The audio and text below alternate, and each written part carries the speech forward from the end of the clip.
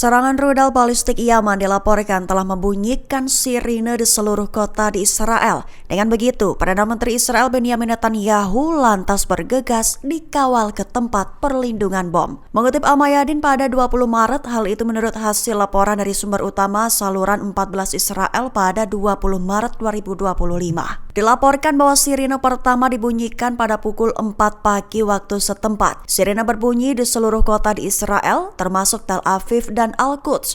Adapun saat sirine itu berbunyi, tepat saat Netanyahu berada di Nisat. Dengan begitu, Netanyahu langsung dikawal untuk menuju bunker perlindungan bom. Banyak pemukim lainnya juga bergegas ke tempat yang aman, di mana 13 orang terluka karena terinjak-injak. Namun, pasukan Israel mengklaim bahwa rudal balistik Yaman itu telah dicegat di atas langit Arab Saudi. Dengan adanya serangan ini, menandai serangan kedua yang dilakukan angkatan bersenjata Yaman sejak serangan baru yang dipimpin Amerika Serikat terhadap negara itu.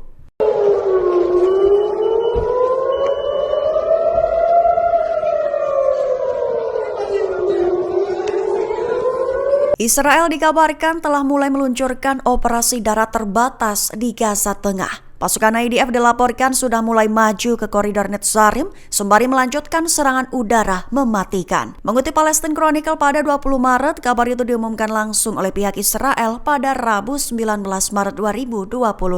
Menurut pernyataan militer Israel, operasi itu bertujuan untuk memperluas perimeter pertahanan serta untuk menetapkan garis pemisah antara wilayah utara dan selatan Gaza.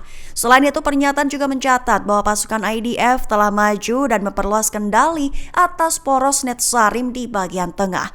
Adapun Brigade Golani akan dikerahkan ke wilayah selatan, dipersiapkan untuk operasi di Gaza. Sebagai informasi tambahan, Menteri Pertahanan Israel yaitu Israel Katz mengumumkan bahwa evakuasi dari zona pertempuran di Gaza akan segera dimulai serta mendesak penduduk untuk beremigrasi secara sukarela.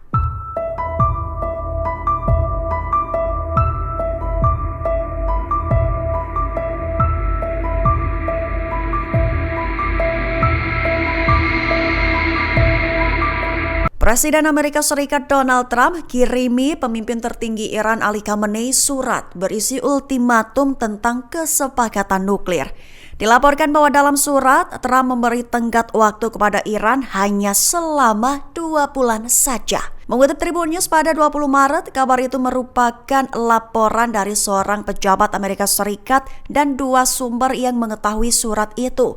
Dengan tanpa disebutkan namanya, Axios pada 19 Maret mengungkapkan isi surat Trump terhadap Khamenei tersebut. Dalam surat, Trump dilaporkan memberi tenggat waktu kepada Iran selama 2 bulan untuk mencapai kesepakatan nuklir baru. Namun dalam surat tersebut tidak dituliskan kapan dimulainya tenggat waktu tersebut. Selain berisi ultimatum, surat itu juga berisi ancaman, di mana Trump mengatakan apabila Iran menolak bernegosiasi, maka mereka akan mendapatkan resiko yang cukup besar. Adapun resiko yang dimaksud adalah serangan dari Amerika Serikat dan Israel yang akan menargetkan fasilitas nuklir Iran. Trump juga menegaskan bahwa dirinya tak ingin adanya negosiasi terbuka.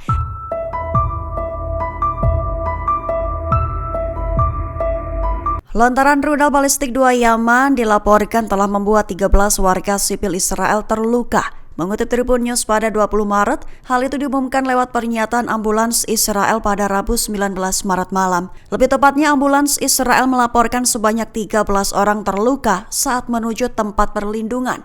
Tepat setelah sirine diaktifkan menyusul rudal diluncurkan dari Yaman pada Rabu 19 Maret malam. Diketahui bahwa ke-13 warga sipil Israel tersebut terluka lantaran terinjak-injak pemukim lainnya.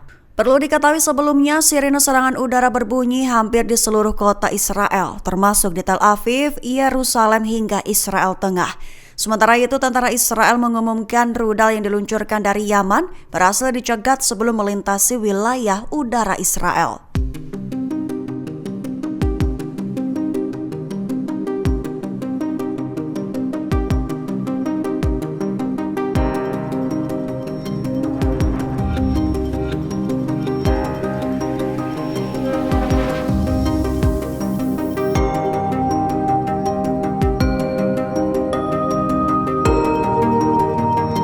Tentara Israel memperluas penangkapan sistematis terhadap wanita Palestina. Dikabarkan itu juga termasuk penargetan dengan dalih hasutan di media sosial. Mengutip memo pada 20 Maret, hal itu diutarakan oleh Komisi Urusan Tahanan dari Klub Tahanan Palestina pada 19 Maret 2025. Terbaru, 5 wanita Palestina ditangkap dan mayoritas ditahan atas tuduhan hasutan. Lebih tepatnya, kini jumlah tahanan wanita yang telah ditangkap mencapai 25 orang, tepat setelah pembebasan jurnalis Latifah Abdul Latif dari Yerusalem kemarin 19 Maret 2025. Diklaimnya bahwa eskalasi tersebut telah mempengaruhi perempuan di berbagai wilayah Palestina dan anak-anak di bawah umur juga tidak luput dari dampaknya. Sementara itu, IDF menjelaskan bahwa tujuan dibalik penangkapan sebagai sarana untuk memberikan tekanan pada keluarga Palestina. Dengan puluhan wanita ditahan, diharapkan oleh mereka bisa memaksa anggota keluarga menyerah. Itu disebut sebagai sebuah kebijakan yang telah meningkat secara signifikan sejak dimulainya perang genosida.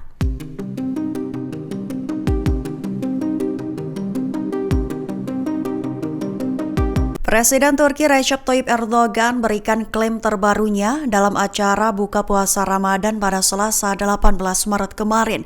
Mengutip memo pada 20 Maret, Erdogan menyatakan dalam pidatonya bahwa rezim Zionis sekali lagi telah membuktikan diri sebagai negara teroris. Terlebih hanya bisa bergantung pada darah dan air mata orang-orang tak berdosa. Dengan begitu, Erdogan menjelaskan bahwa Turki akan terus melakukan upaya diplomatik untuk menghentikan pembantaian di Gaza, juga menciptakan perdamaian dan memulihkan gencatan senjata. Erdogan menekankan bahwa Ankara akan menentang semua ambisi kolonial dan ekspansionis yang dihadapi Palestina. Selain itu, Erdogan juga menekankan bahwa pejabat Israel adalah sosok yang bertanggung jawab atas kekejaman tersebut, seraya menekankan bahwa darah tak berdosa hanya akan setimpal dengan darah mereka.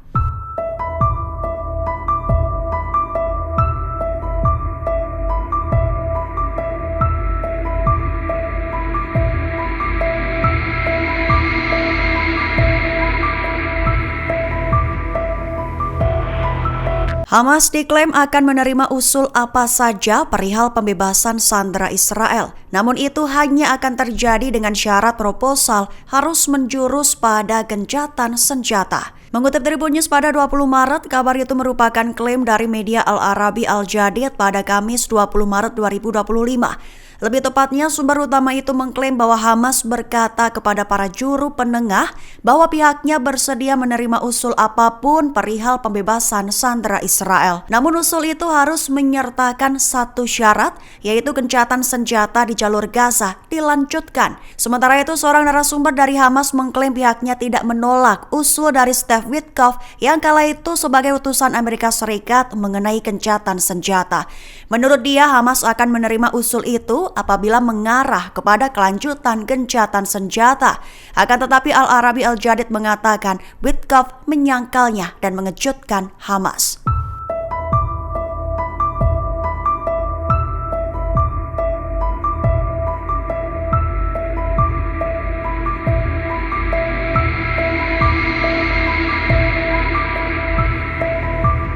Download Tribun X sekarang, menghadirkan lokal menjadi Indonesia.